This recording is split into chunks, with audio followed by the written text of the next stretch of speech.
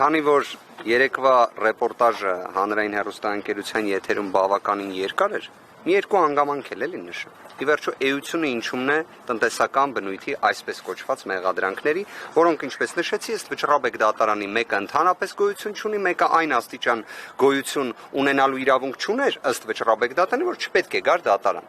Պատկերացրեք, դուք ունեք աշխատողներ։ Դուք ղեկավարում եք մի ընկերություն, որտեղ ունեք աշխատողներ։ Այդ աշխատողները, բացի ձեր աշխատողը հանդիսանալուց, ունեն զուգահեռաբար իրենց մեկ այլ ընկերություն, որտեղ հենց իրենք են հիմնադիր, իրենց ընտանիքի անդամներն են հիմնադիր եւ իրենք բիզնեսով են զբաղվում։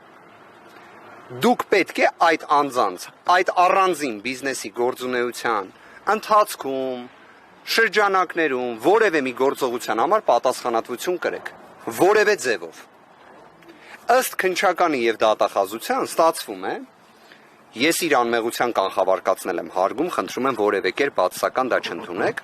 Նախկինում արտակարգ իրավիճակների նախարարի պաշտոնը զբաղեցրած պարոն Փիլոյանի նկատմամբ երբ մեղադրանք առաջադրվեց, զուգահեռաբար պետք է նաեւ Նիկոլ Փաշինյանի նկատմամբ մեղադրանք առաջադրվեր, քանի որ իր վերադասը հանդիսանում է Նիկոլ Փաշինյան։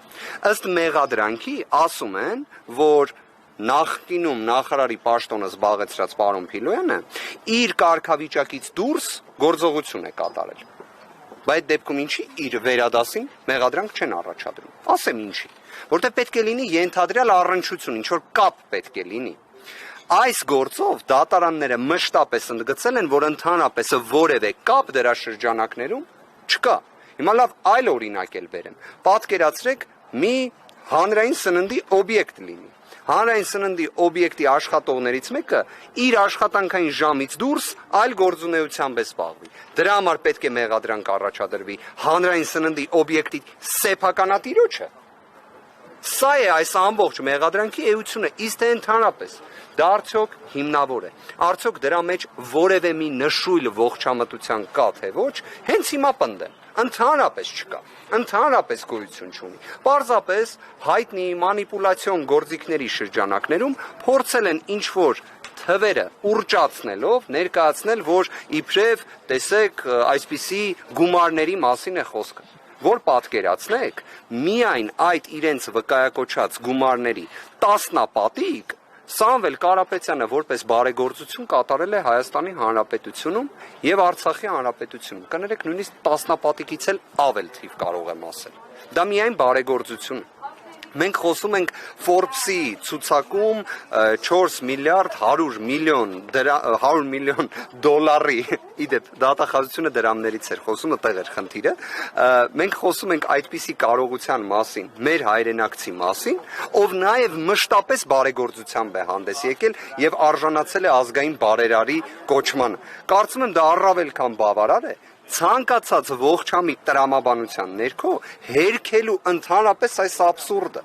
Ընդհանրապես։ Եվ այստեղ իհարկե հարց է առաջանում, լավ, ինչի համար այս գործը հարուցվեց, ինչի համար է այս գործը պահպանվում, ինչի համար է այս գործը ուղարկվում դատարան, չնայած Վճռաբեկ դատարանը ասում է, որ մի ուղարկեք դատարան։ Լավ, այս ամեն ինչին ինչ որ ողջամիտ պատասխան պետք է լինի։ Ողջամիտ պատասխանների շարքում են սոցիոլոգիական հարցումները, Սամվել Կարապետյանի վարկանիշը, Ուժեղ Հայաստանի վարկանիշը, Հայաստանում 2026 թվականի հունիսի 7-ին ընտրությունները, վերջերս հենց նույն Ուժեղ Հայաստան կուսակցության կազմակերպած միասնության հանրահավաքը եւ դրան արձագանքները։ Այդ ամենը, որ նայեք համակցության մեջ այս աբսուրդային քրեական վարույթի քաղաքական հետապնդման հետ, բոլոր հարցերի պատասխանները կգտնեք։ Մի բան էլ հիշեցնեմ, գործընկերներ, այս քրեական վարույթը տարբերվում է այլ վարույթներից մի քանի այլ հանգամանքներով եւս։ Այս քրեական վարույթի ամենասկզբնական փուլում մենք ունեցանք ազգային անվտանգության ծառայության տնօրենի հրաժարական։ Այս վարույթի արդեն ոչ այդքան սկզբնական, բայց ընթացիկ փուլում ունեցանք քննչական կոմիտեի նախագահի տեղակալի հրաժարական։ Իդեպ քրեական վարույթի նյութերով պարզ է դառնում, որ հենց նշված քննչական կոմիտեի նախագահի տեղակալին էր մակագրվել ի սկզբանե այս քրեական վարույթը։ Այստեղից կարելի է ինչ-որ հետևություններ կամ դատողություններ անել։ Կդժվարանամ ասել, բայց կարող եք դուք անել։ Եվ երրորդ հանգամանք էլ նշեմ, ի վերջո սա միակ քրեական վարույթն է, որտեղ մի մեղադրանքով քրեական վարույթը սկսում են, ունենալով դրա շրջանակներում սահմանափակումներ, ընդլայնում են դրա աբսուրդային մեղադրանքը, բայց դրանով էլ չեն սահմանափակվում։ Երբ մենք միջնորդում էինք այս քրեական վարույթի, եթե չեմ սխալվում, 4-րդ ամսին, որ մաս անջատեն, գործը ուղարկեն դատարան, վստահ եմ կհիշեք քննչական կոմիտեի նույնիսկ նախագահը պաշտոնապես հայտարարեց, որ մաս անջատելու գործիքակազմ չկա։ Գիտեք ինչ ենք ստացել այս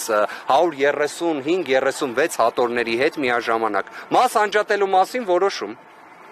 Հիմա ո՞նց է ստացվում, որ 5 ամիս առաջ, երբ Սամվել Կարապետյանը կալանավորված էր, գտնվում էր Երևան կենտրոն բանտում, մենք խնդրում էինք, որ գործը շուտ ուղարկեք դատարան, որ ամբողջ հանրությունը տեսնի սա ինչ աբսուրդ է, իրենք ասում էին մաս անջատել չենք կարող։ Բայց հիմա կարողացան։ Այս գործը հետևաբար նաև ֆանտաստիկայի հնարավորություններ է տալիս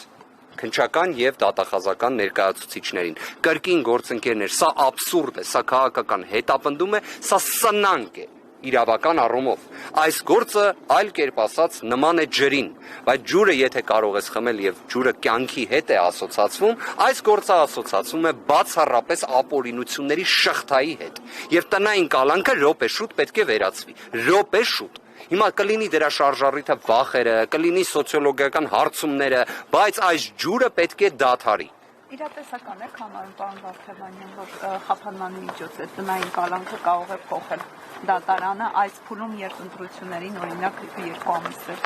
ժամանակ է մնացել։ Այն, որ քաղաքական հետապնդումը Սամվել Կարապետյանի նկատմամբ իսկապես աննախադեպ է եւ այս քաղաքական հետապնդման շրջանակներում մենք տեսել ենք այնպիսի երևույթներ, որոնք մեղմ ասած անկանխատեսելի են եղել, այսինքն նույնիսկ մենք չենք էլ կարողացել դա պատկերացնել, այդ ամենը տեսել ենք, բայց մենք բոլորս ունենք հավատը առ իրավունքի գերակայություն։ Մենք դրան հավատում ենք։ Մենք այսօրվա Հայաստանում մենք տեսնելով այդքան քաղաքական հետապնդումներ, երբ մենք տեսել ենք նույն ազգային բարերարից մինչև սրբազանների այնպիսի խայտառակ կալանավորումներ, որ երբևէ ոչ մեկ չէր պատկերացնի, բայց մենք այո հավատում ենք, որ իրավունքը պետք է գերակայի, որովհետև իրավունքը հաճախ հենց գերակայում է, արդարությունը հաճախ հաղթում է ամենաանհավանական իրավիճակներում, ամենաանհավանական։ Այո։